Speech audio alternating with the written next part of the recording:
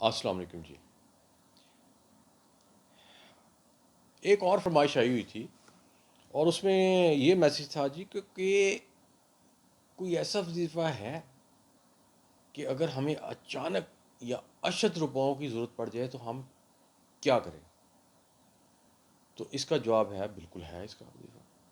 ان شاء اللہ تعالیٰ وہ کریں گے ہم تو اللہ تعالیٰ ہماری ضرور مدد فرمائیں گے. اب تھوڑا میں اس کو تھوڑا سا ایکسپلین کر دیتا ہوں.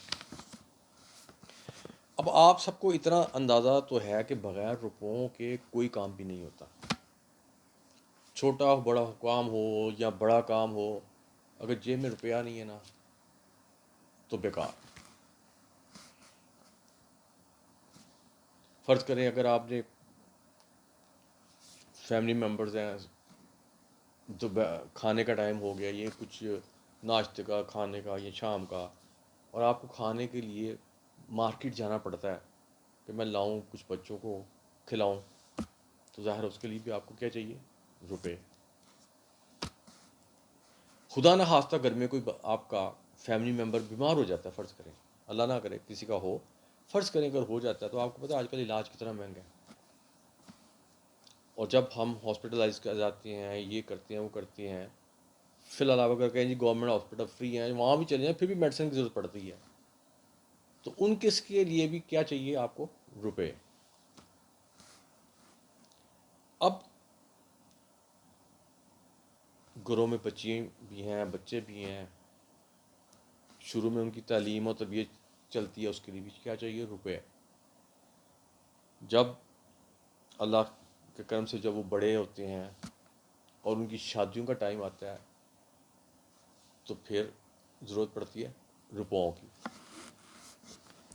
اور بعض کا ایسے ہوتا ہے کہ کچھ بچے اپنی انٹیلیجنٹ آتے ہیں اور خواہش کرتے ہیں پیرنٹس سے کہ جی ہمیں باہر پڑھنے جانا ہے. اب پیرنٹس تو ان کو یہ نہیں کہیں گے ہمارے پاس روپیہ نہیں ہے، لیکن پیرنٹس جب وہ یہ ڈیمانڈ کریں گے تو پیرنٹ کے سامنے صرف ایک ہی آ کے مسئلہ کھڑا ہوتا ہے، اور وہ ہے فنانس، روپیہ. اور اگر یہ کوئی چاہے سوچتا ہے جی کہ میں اپنے رشتہ داروں کے پاس جاؤں گا، وہ بڑے کھاتے پیتے ہیں، یہ ہے، میں ان سے ہیلپ مانگوں گا، میرے بچوں کے فیوچر کا سوال ہے، یہ ہے، تو میں ان سے مدد مانگوں گا، تو آج کل کا جو دور جا رہا ہے اس میں میں تو یہ کہوں گا کہ یہ آپ لوگوں کی بھول ہے. اگر آپ نے مدد مانگنی ہے نا تو آپ صرف اللہ تعالیٰ کی ذات سے مانگیں، جو کہ آپ کی مدد بھی کریں گے اور وہ بھی بغیر کسی احسان کے. اس لیے میں تو کہتا ہوں ہر مسلمان جب وہ اس قسم کی مشکلات کے اندر گر جاتا ہے نا تو پہلے تو اس کو خیال نہیں آتا، لیکن جب وہ گر جاتا ہے نا تو پھر اس کو میں کہوں گا کہ تھوڑا سا دماغ پہ توجہ دو، اپنے سینسز میں آؤ اور اللہ کی طرف رجوع کرو.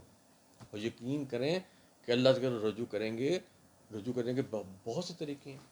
دعائیں مانگیں. سب سے بہترین آپ کے پاس نہ ٹیڈی پیسہ نہیں لگتا، کیا ہے؟ 5 وقت کی نماز، ایک پیسہ نہیں لگتا اس کے اوپر. جانواز نہیں بھی ہے پھر بھی خیر ہے، ایک ٹیڈی پیسہ نہیں لگتا. لیکن آپ کریں تو صحیح نا، اللہ تعالیٰ سے رجوع کریں گے تو اللہ تعالیٰ تو اگر کوئی اللہ تعالیٰ سے کوئی مانگتا ہے اللہ تعالیٰ تو خوش ہوتے ہیں، کیونکہ اللہ کو آپ پتہ خزانوں کی تو کمی نہیں ہے. تو اس لیے میں کہوں گا ہمیشہ جب بھی آپ مانگیں اللہ تعالیٰ کی ذات سے ہی مانگیں، اور ان شاء اللہ تعالیٰ ہی آپ کی تمام ضروریات کو پورا کریں گے. اور اگر آپ اللہ تعالیٰ سے مانگیں گے تو یقین کریں آپ کو کبھی بھی کسی کے سامنے ہاتھ کو مانگنا ہی نہیں پڑے گا کچھ. اگر آپ اپنا ایک ذہن بنا لیں گے کہ مجھے جب بھی ضرورت پڑے گی میں نے صرف اور صرف اپنے اللہ سے مانگنا.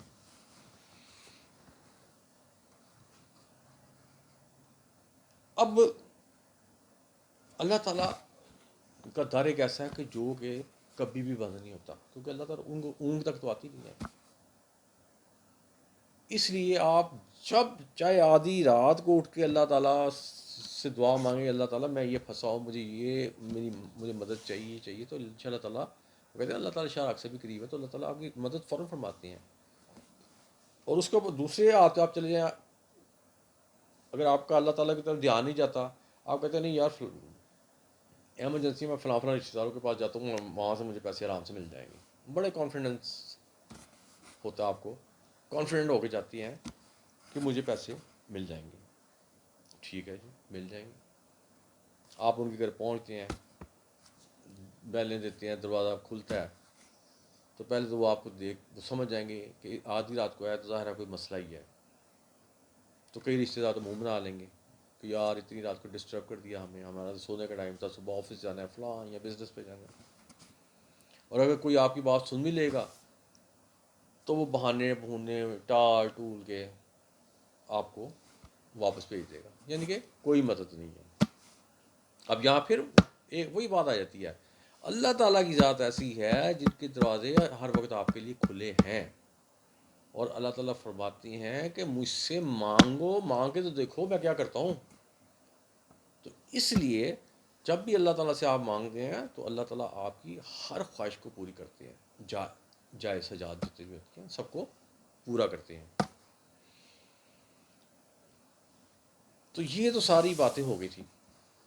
اب لوگ کہتے ہیں جی شاہ صاحب آپ تھوڑی تحمید زیادہ باندھ دیتے ہیں. بھائی زیادہ میں اس لیے باندھ دیتا ہوں تاکہ میں نے وظیفہ بتانا ہے اس سے پہلے اس کا پتہ تو ہونا چاہیے نا، اس کا پرپس کیا ہے. جب آپ کو پرپس پتہ ہوگا، آپ کے دماغ کے اندر وہ چیز بیٹھے گی، تو آپ کے دماغ کے اندر پھر چیز آئے گی کہ اب مجھے وہ وظیفہ پتہ لگے اور میں اس کی طرف متوجہ ہوں. یہ مطلب ہوتا ہے کہ وظیفہ بتانے سے پہلے اس کے تھوڑے سے فوائد بتا دیے جائیں، یا تھوڑی سی آج کل پبلک میں ہے تھوڑا سا ان کی کیا کہتے ہیں، ان کے مائنڈ کو تھوڑا سا کیا کہنا چاہیے ایجوکیٹ کر دیا جائے. یہی ہمارا کام ہے نا کہ دماغ کو تھوڑا ایجوکیٹ کر دینا، جس کو کہتے ہیں برین واشنگ کر دینا. کہ بھائی برین واشنگ مین تو بھائی اتنی ٹینشن لے کے کیوں گھر میں پڑے ہوئے ہو، اللہ تعالیٰ سے مدد مانگو، وہ آپ کی مدد کریں گے. یہ ہوتی ہے برین واشنگ. تو اب میں آتا ہوں وظیفے کی طرف. اب اس کا وظیفہ بالکل ہی سمپل ہے. آپ نے روزانہ کسی بھی ٹائم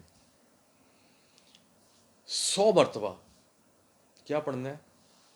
یا اللہ ہو یا وہاب، بس یہ ہم نے پڑھنا ہے.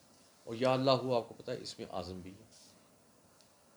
اب لوگ پیچھے کئی آئے تھے جی ہمیں اس میں اعظم بتائیں، اس میں اعظم بتائیں، اس میں اعظم. پھر میں نے سارا کچھ ایکسپلین کیا. اینڈ پہ میں نے کہا یار آپ ساری 5 وقت کی نماز اگر پڑھتی ہو تو آپ تو اس پہ اس میں اعظم پڑھتی، بار بار اس میں اعظم آپ کے سامنے آتا ہے.